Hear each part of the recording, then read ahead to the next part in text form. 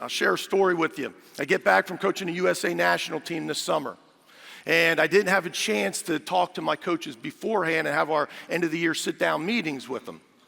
And so I'm sitting doing it in August, and I'm having a conversation with my hitting coach, Mike Clement. And he tells me about a story. He was recruiting in Atlanta.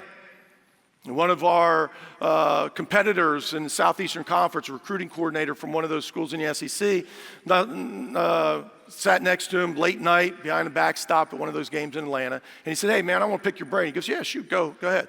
He goes, "What's the deal with you and Laugh? And what's the deal with Mike?" Laugh goes, Mike Clement says, "Well, what do you mean?"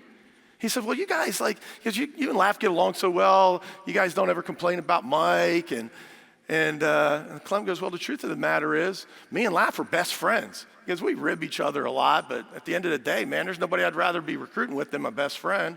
And he goes, "Mike, he is who you see, man." Now, he's blatantly honest. Maybe that helps because we know exactly what's expected of us, right? And so as me and Clem start to talk more about it, I said, "Well, is that normal? I mean, I don't treat you guys any better. I mean, heck, we're in the SEC. There's guys that make more money than you. What's the deal?" And as we talked more, it came down to communication. Like Clem said, sometimes we have tough conversations, and they're not easy to have. They're not easy to accept. He said, "But we know what to expect from you." That's part of our jobs as coaches, to have those tough conversations. Unfortunately, I don't think some people have them or don't want to have them. I don't like to have them, but I don't like to be miserable. So I'd rather have them than kick the can down the road a little bit. About a month ago, the end of the semester, we had end of the fall meetings, and some of those meetings were tough. One meeting in particular, older senior walks in, sits down. I said, "Hey, listen, I'm really worried." He goes, "What are you worried about, Coach?" I said, "I'm worried about you because I don't think you're going to play this year."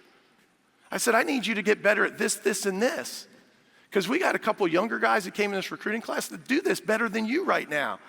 And I'm scared you're a senior and you're not going to play." And I looked at him in the face, and it looked like I punched him in the forehead. But that's the conversation that I have to have. And the reason I have to have it then is because I don't want to have it on February 10th. But I think some people don't want to have those conversations, and what happens is it just makes it worse. Communication is the key to all relationships with your staff, with your players, with your spouses. I really think that's the problem with most people. The husband gets mad at the wife, but doesn't say anything. Then the wife gets mad because the husband's mad. And then 5 years later, they wake up, they don't even know what they're mad about anymore. They just have to get out.